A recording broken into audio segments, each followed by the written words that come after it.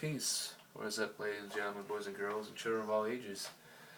This is Simple Review with your host, STS, and I have a special guest with me who's another member of the NWO, or one of my good best friends. What is his name? Spark Shadow Tiger? A.K.A. Zach McClintock. But Spark Shadow Tiger, that's his YouTube name. But we just watched a movie that he hasn't seen, which I'm very surprised he has not seen this film. Oh my god, it was the greatest movie I have ever seen in my life. Really? Yes.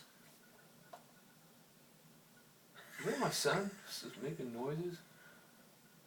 I don't know, but other than that, that is Freddy vs. Jason. And I've seen this film before. And it's been a long time ago. What was it say? 2003, right? 2003. Yeah, 2003 flick, directed by Ronny Yu. I can't say the name, but and it stars Robert Englund. What the hell? Who's upstairs? Who knows? Yeah, this is called the review featuring kids upstairs talking. It's like a real life horror movie, something like that. Or if it's my son, oh well. But yeah, like I said, Freddy vs. Jason. This movie's came out. I mean, it was been talked about for years, and I mean, what? First of all, how's the thought? I mean, Freddy vs. Jason. I thought it was a pretty cool idea. I remember. I mean, I'm talking about like just the horror icons. I mean, how they get them together. Getting them together was like a dream match. I remember when I wanted to see the film, my parents were like, "Nope." I was like maybe 10 years old when the film came out. I think. Yeah, I was like 10 years old. My parents wouldn't even let me watch the film because they were afraid that I was going to get nightmares from it. Yet, I watched the beginning of all the Nightmare on Elm Street. They never bothered me as a kid. The thing that I find odd, though, all my friends have said that, all my friends have said that they've been visited by Freddy in my dreams, in their dreams, because, of course, I know that was complete bullshit, because they're just saying that just to get me stirred up, you know, and, Freddy's come for you. But, I never had dreams of the shit. The only nightmares I had was the vacuum cleaner as a little boy. My dad used to give it to me. I thought there was teeth on the bottom of it, you know, when you're sweeping down. I was scared. Well, let's just get to the story here. I'm very pissed. Robert Englund's Freddy Krueger, but Kane Hodder is not Jason. And if you watch the Nightmare on Elm Street, Never Sleep Again, you quit messing with that damn noise. But like I was saying before, I was interrupted by the fucking noise here. If you watch Never Sleep Again, the legacy of Nightmare on Elm Street, ultimately go check it out. It's a 3-hour documentary of all the Elm Street series. Even talk about the Freddy's Nightmares, which was a TV series back in the day. And also rest in peace, Wes Craven, which is found out, which that's brain cancer. We don't know he had brain cancer. No, we didn't know. He died. He was like 76 years old. 75. I think that's. I mean, this. I want to do another review in the future. Well, I want to do. We were going to do Nightmare on Elm Street, but we're going to do that another day. I was the one that recommended this because I wanted to do a personal tribute to Wes Craven because I loved these movies as a kid. Oh yeah, growing up. I just never understood why my parents always thought that I'd have nightmares from them. Because it's everybody's parents' thing, you know. When I was 10 years old, I used to watch everything. I used to watch Phantasm. Nightmare on Elm Street's one of them. Dawn of the Dead, the original Dawn of the Dead. Dawn of the Dead Not the badass. Stupid Dawn, not the remake. I don't care for the remake. But other than that, let's get out of the way here. This movie starts off with people, because Freddy is gone missing. He's been forgotten. He's basically in hell for the first part of the film. Yeah, because he can't wake up. Because nobody knows what the fuck the guy's doing. What is he doing? What is he doing? He's in hell. I mean, what you can say? And no one can't remember. No one can't remember him. So he has to enlist Jason. He's doing it because why? How does he get to him? That, you know, how in the hell does he wake him up? Well, they're both in hell, in their own hell. the only way he could use and wake Jason up is by using his mother's voice, which have been an ongoing trope in all the Jason movies, because she's the reason why he wakes up and comes back alive. Trying to think here. Yeah, and so he makes Jason go all the way to Elm Street, which Camp Crystal Lake to Elm Street, where it is, that's a long fucking way. That motherfucker. Yeah, he was just like walking. He'll get there under 30 minutes. He's like Undertaker, like walking back and forth like the Undertaker. Yeah, that's what he does. But he kills, and it's at the same house where the Elm Street was, the famous Elm Street house, where Nancy was years ago. Well, he kills him, and then the people think, it's from that one guy. Don't say that damn name. And they were trying to cover it up like it was some sort of conspiracy, and that anybody who found out, they were put in a mental asylum. Yep. So you catch more than me. Yeah. It goes on and on. I mean, you want to they put these people who had like really bad nightmares on this drug. It was called Hypnosil, was it? Hypnosil. Suppression of dreams. Yeah, it was a suppression of dream drug. Yeah, they were using this drug which would stop people from having dreams, but they found out like later on in the film that the drug was causing people to go into a coma-like state. Yeah, that's what it was. And the kills, let's say the first kill. I mean, there's this dork, is this pain-ass fuckface who's, the guy who first got killed. The dumb fuck, with the bitch with the baseball cap. Well, I mean, that's how it goes. But we forgot that the first kill was a topless bitch getting killed at Camp Crystal Lake. But then at the Elm Street house where Freddy lures him in there, he kills this dumb dick-headed guy, and he had a 20-second quickie, and then his girlfriend went in the shower, and all of a sudden Jason come there, said, knock, knock, if you're getting fucked and I'm not, I'm killing you, and sliced him, chop, chop, chop, and he had the fucking mattress and slapped them together. There was like... He's fucking popcorn. He was like, cracked it up and like a sandwich. Yeah, basically like that. basically like that. That was the other kill. There was this one part in the movie that kind of made me giggle, because when he poked his head through a wall, he looked like Iron. It looked like an Iron Slenderman. An Iron version of Slenderman. It was like, it was just like poking his head out there. And there was like another scene. I swear to God, I was having 90s nostalgia from when I was a kid. Yes, there was a room that I felt like that kind of reminded me of the command center from Mighty Morphin Power Rangers. No, that was at the doctor's place, the psychiatry. The evaluation thing. We're scattered, we don't know what that is. The kills here. Kelly Rowson's in this film. That black bitch. I mean, I have no problem with people, but she's annoying as hell. Destiny's Child. This is also her first film. Really? And I'm glad she got kicked. She plays this. I'm self-conscious, but I need a new nose job. I need a new titty job.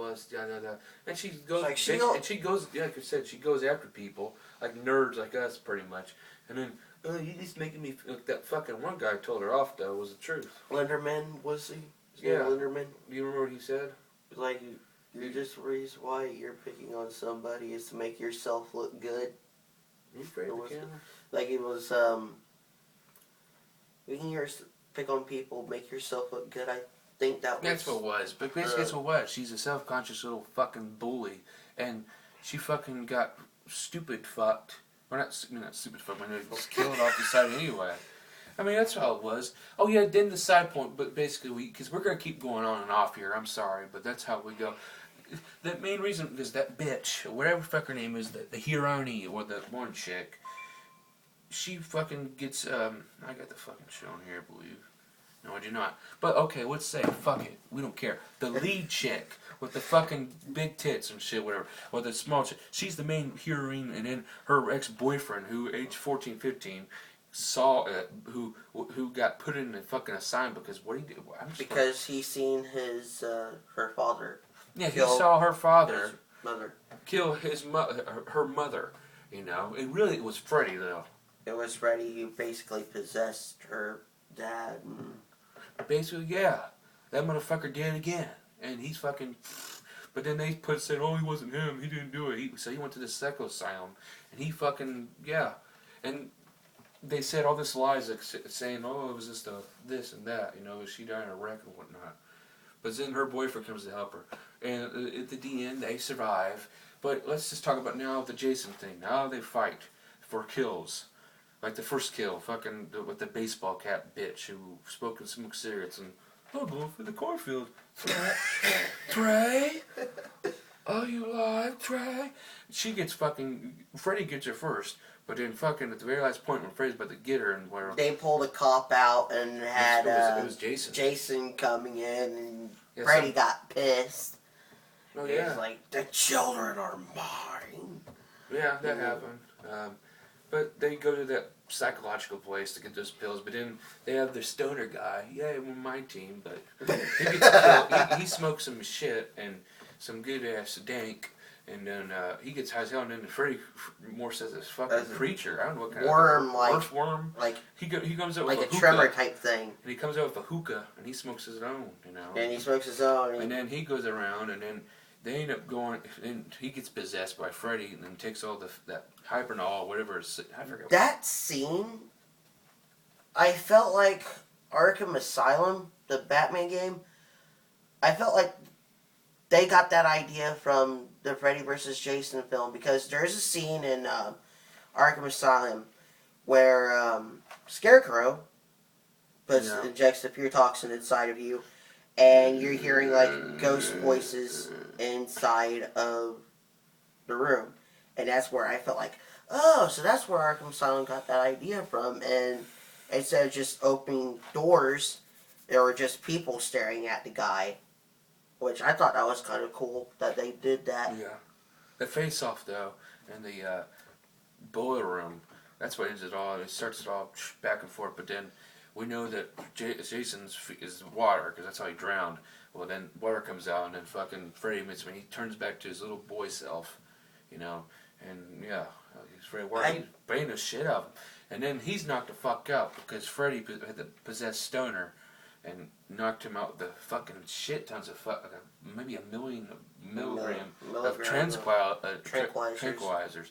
And they try to get Jason asleep. They got him in a van. They're going all the way to Crystal Lake, which I don't know, that's a far way from Crystal Lake, from Elm Street, where the fuck state that's from. Mm-hmm. But they can get there in 5 seconds because it's a movie. Movie logic. Oh. Then that magic carpet run underneath that van. But I mean, what the lead-in bitch, titty woman we can call her. She goes to sleep and wake him up. So she ends up going back to Camp Crystal Lake. Back when Jason was there as a kid, he's getting fun of people, making and all the counselors are fucking. I wanted to cry during that scene, it was kind of because disturbing, you know. I feel bad for him. And that's one of the rare times that in a horror film, feel bad for a sympathy. horror. Because he mostly kills people who's fucking and smoking because he wants to. But look at all the shit that people did to him.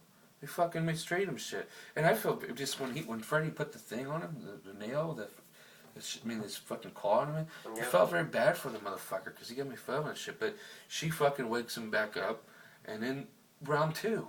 And they go back and forth, Camp Crystal Lake, and then fucking that bitch the Kelly Rosen bitch, she got fucking slammed by Jason, thank the Lord.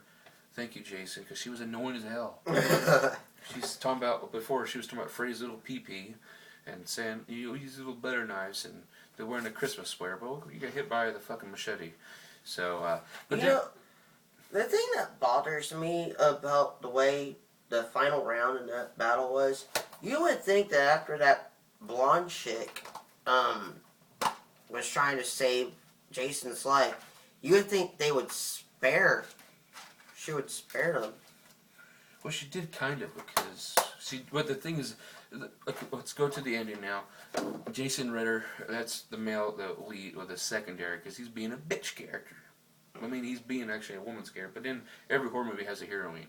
But the thing is, it's his girlfriend, and in her back, he gets sliced up a little bit, but then the blonde chick, I forgot her name, Brittany, I don't know her name was, but I just called her Titty, big tits. But she throws fire, and she says, fuck you, Freddy, go to hell. And then, well, yeah, because he beats the fuck out of fucking Jason. Then calls his eyes out and shit, but then that bitch comes and saves him. It's like, go to hell, Freddy, with the fire. And then she gets out, but then also Jason comes out with his own hand, because he already took the arm off of Freddy, and he used his own claw on fucking Jason, and that's why. And they'll go in the fucking room, and then the bitch throws the machete, gives Jason like a nod, you know, and just throws the machete like for good luck, for respect, probably, or whatnot. And then they go off with their own sunset. The cliffhanger moment. What happened? They probably had fucked or something, and I don't know, and maybe live happy ever after. But now back to Jason. Over that, it goes to the fog or the next morning, and it sees a slow thing of Jason coming out of the lake. And he gets fucking Jason's head, and then it just shows, and it just shows. It has the damn Freddy Krueger music, and then he winks. And he winks, and you hear his laugh going like, Arr! It's like, and that's it. He's back in hell, though. So, but I don't know what goes from there. But then, that's it. The things I don't really care for is that I wish Kane Hodder played Jason. We got Robert Englund played it. It's a pretty good, solid film. I like it. I mean, do I recommend it? Yeah, I mean, I recommend it to people. Special effects were badass for a horror film. There I was like really intense, and like my eyes were like, yeah, it was alright. It's fucking 1:23 in the morning right now. It's like, I wish my parents would have let me see that movie when I was a kid. But like I always do my reviews, whatever. First I recommend. Then I do a member rating out of 10. I give it a 7 because it's a 7. It's an average film. Could have been better, but I mean, and then the letter grade, I give it a B minus. It's okay. It's great. I mean, it's just it's 2003. It's the way the film quality and shit. I just like watching the old school Jason, the Friday the 13th, and the damn Nightmare on Elm Street. That's my opinion. For a horror movie, they really did amp up the special effects for it, because it felt realistic. Like, well, yeah, the way that it was shot. It just, I mean, I like old school. That's why I'm more into old school 1980s, 70s, 90s horror films. You know, but that's my real. What's your letter grade for it? I think it was B plus. B plus. B plus. I liked it. It was my first time seeing the movie. Yeah. But I remember growing up as a kid, every Halloween, used to live over at an apartment building, not here, but every Halloween I would go over to my friend's house, and we would sit and watch the Friday the 13th movies or the Halloween movies, and it was just like an every year thing that we did. Well, that's pretty awesome, and this is a little special view I had because I had Zach over. We watched wrestling hardly because I was bored of it. But we get to watch this film, and Dudleys came back, those damn Dudleys. Damn Dudleys. But maybe we'll have another one of these again. Yeah. So, but what's your name again? Spark? Spark Shadow Tiger. And MSTS, you know who I am. Sam Slam. Peace out.